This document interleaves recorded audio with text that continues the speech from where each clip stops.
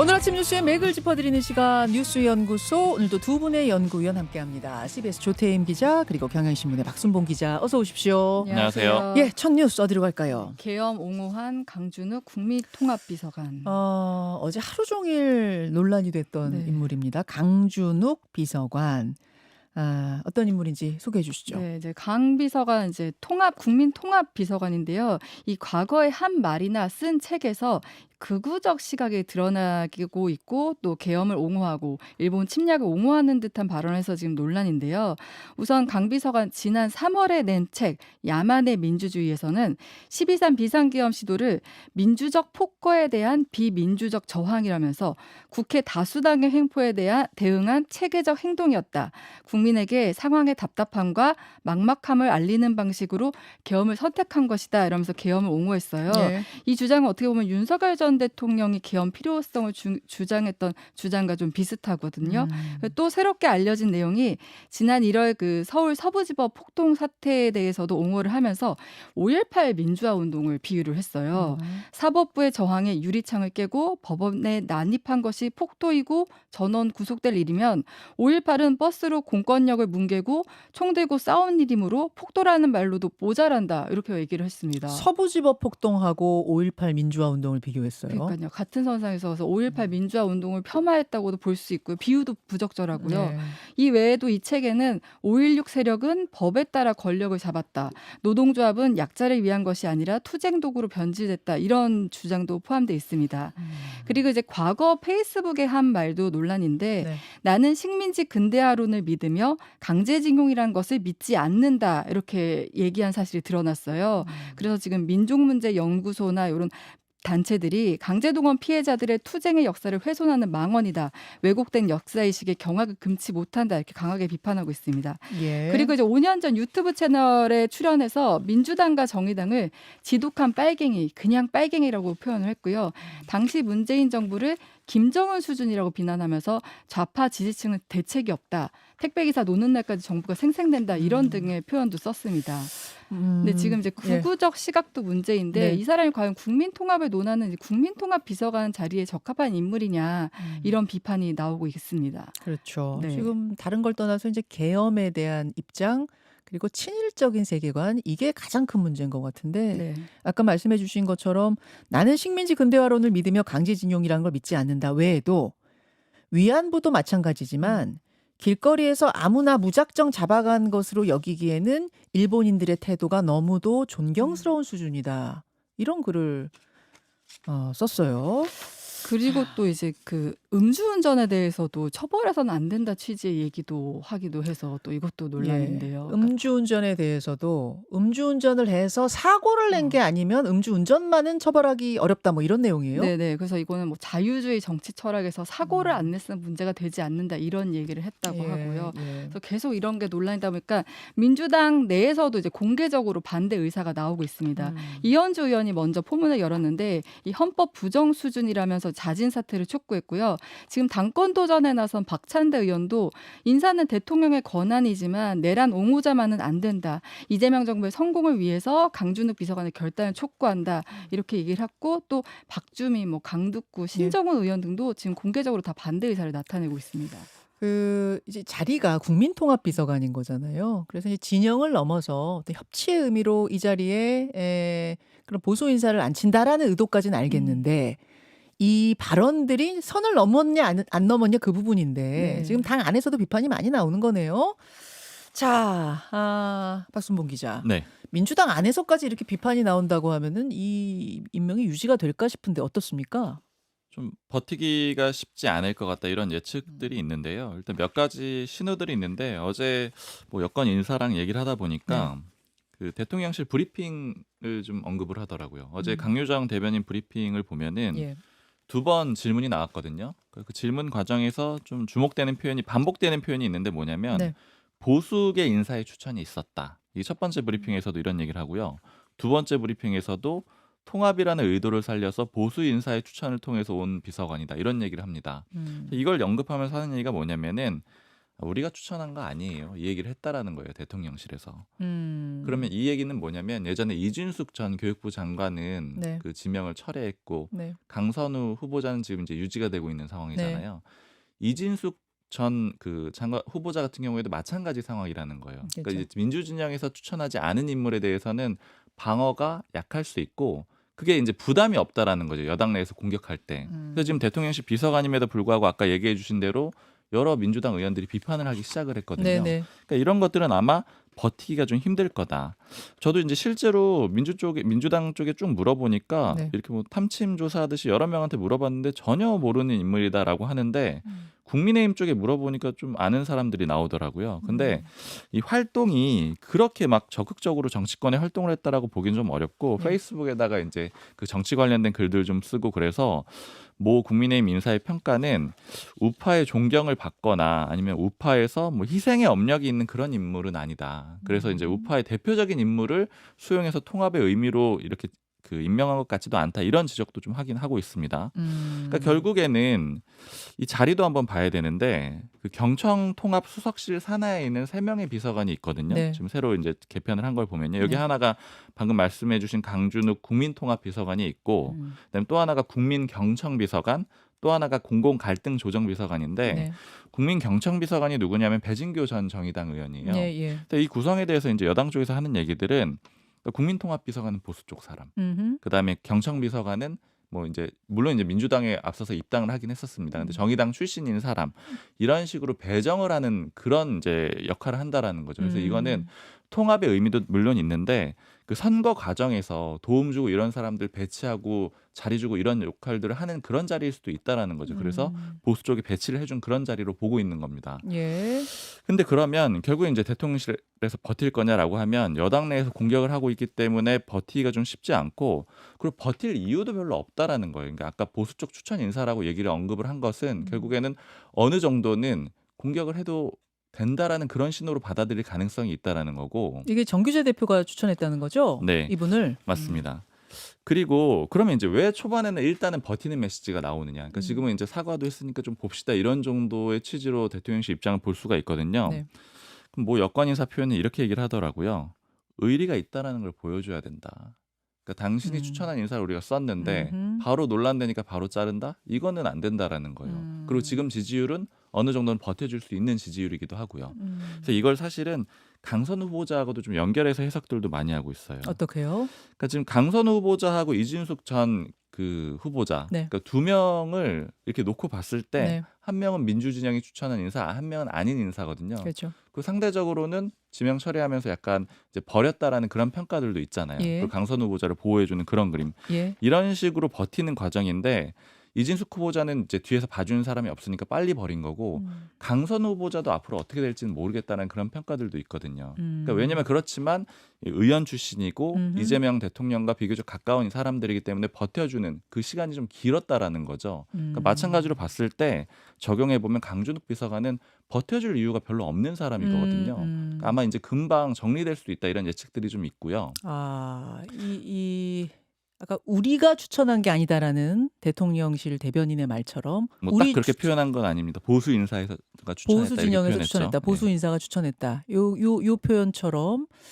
그러니까 길게 버텨줄 아마 이 동력이 안 생길 거다 내부에서. 네, 그렇게가 좀 어렵고 그러니까 이제 의리를 보여주는 정도의 수준에서 그칠 수 있다라고 보고 있고요. 근데 추천도 추천이지만 이분이 동국대 교수잖아요. 저서에서 지금 다 나온 말들이고 SNS 말들이면은 이게 임명을 할 때 누가 추천을 했더라도 임명할 때 그런 거 다 보는 거 아니에요? 검증하는 거 아니에요? 어제 대변인 브리핑을 보면은 알고 있는 걸로 보인다라는 그런 취지가 좀 느껴지긴 하거든요. 그러니까 이제 과거에 그런 것들이 대통령과 결이 다르고 정부와 좀 결이 다르지만 그렇지만 지금이 좀 중요하다 이런 취지로 브리핑을 했거든요. 그래서 일부는 분명히 알고 있었을 걸로 보이고요. 이건 당연히 검증 시스템이 있기 때문에 기본이니까요. 어느 SNS 정도 보는 당연히 거. 알고 있었을 건데 근데 이제 이 내용을 이제 우파 쪽을 좀 흡수한다 이런 데 좀 더 초점을 맞췄던 걸로는 보입니다. 알겠습니다. 협치, 통합이라는 명분하에 이 정도까지는 괜찮은 건지 이건 선을 넘은 건지 이게 이제 국민들의 판단이신 거잖아요. 여러분 어떻게 생각하시는지 의견 좀 주시고요. 잠시 후에 민주당 문진석 원내수석 부대표 인터뷰 준비되어 있습니다. 이 부분에 대한 민주당의 입장도 들어보도록 하죠. 더 덧붙이실 말씀 있을까요? 그리고 이제 강선 후보자도 좀 얘기를 해봐야 될 것 예, 같은데 예. 일단 지금 대통령실에서는 임명을 하겠다는 입장은 좀 보인 거잖아요. 예. 근데 그럼에도 지금 여당에서 계속해서 끝까지 갈 수 있을까 이런 얘기들이 조금씩은 나오고 있어요. 근데 이게 왜 그러느냐면은 예. 하루에 하나씩은 중요한 안건들이 계속 나오고 있거든요. 왜냐하면 이제 정영애 전 여성가족부 장관이 입장 냈잖아요. 그러니까 일요일 저녁에 우상호 정무수석이 이진수 후보자는 낙마, 강선 후보자에 대해서 이제 임명수순으로 간다라는 발표를 한 후에 그 후에 문재인 정부의 여가부 장관이었던 정영애 전 장관이 지인들한테 글을 올린 거예요. 직접 쓴 글을 올린 거예요. 그 내용부터 잠깐 소개해 주시죠.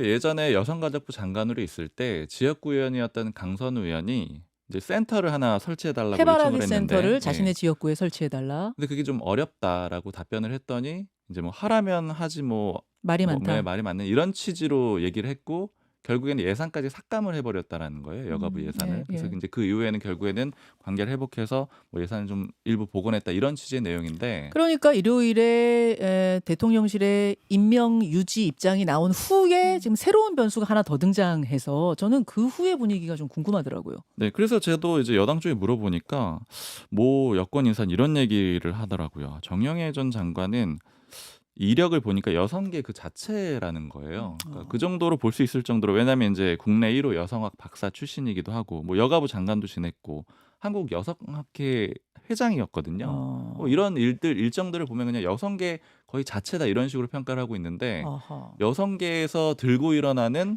반대하는 여성가족부 장관 후보자 이거 또 하나의 변수가 될 수밖에 없는 거거든요. 그래서 어제 한국여성연합회, 그러니까 여연이라고 불리죠. 거기를 비롯한 92개 여성단체가 공동 성명 냈습니다. 강선우 후보자 안 된다. 이게 다 지금 그런 뭐 흐름 속에서 나온 맞습니다. 거군요. 이거 전체적으로 그냥 시민단체들 뿐이 아니고 여성단체들도 다 적극적으로 나서고 있고 그러니까 이런 상황 굉장히 부담이 점점 커지고 있는 그러게요. 상황이거든요. 예, 예. 그리고 지금 여당 내에서도 이렇게 되면은 이제 버티기로 일단은 들어가곤 있는데 대통령 뜻이 완강하니까요. 근데 결국에는 지지율 얘기들을 이제 하더라고요. 그러니까 아까 그 의리 표현을 했던 모 인사가 하는 얘기가 예. 의리를 지켜줄 수 있는 지금 정도의 지지율이 되곤 있는데 만약에 이 지지율이 깎이기 시작한다. 음흠. 그러면 이제 이걸 꼭 지켜줘야 되느냐라는 회의론이 나올 수밖에 없고 그 지지율이 한 2, 3%만 빠져도 네. 그래도 강선우 의원 한 명을 지켜야 되느냐 이런 얘기들이 더 강해질 거라는 거예요. 그러니까 지지율, 결국에는- 지지율 이야기를 하시니까 어제 발표된 리얼미터 지지율 얘기를 안 할 수가 없네요. 그러니까 리얼미터의 정리조사 여러분 아시죠? 그게 월요일 아침, 그러니까 일요일에 발표가 났고 임명유지, 어제 월요일에 발표가 된 그 지지율을 보면은 대통령의 지지율이 취임 후에 처음으로 꺾였습니다. 예, 많이 빠진 건 아닌데 꺾였다는 것에 대해서는 이 부담이 좀 있을 것 같아요. 그러니까 사실 그래서 국민의힘에서도 나오는 평가가 이제 국민의힘 입장에서는 지금 뭐 어떻게 해도 우리가 상대할 수 없다 이런 이제 분위기들이 강했는데 이 강선우 후보자 건이 나오면서 모 의원이 이런 얘기를 하더라고요.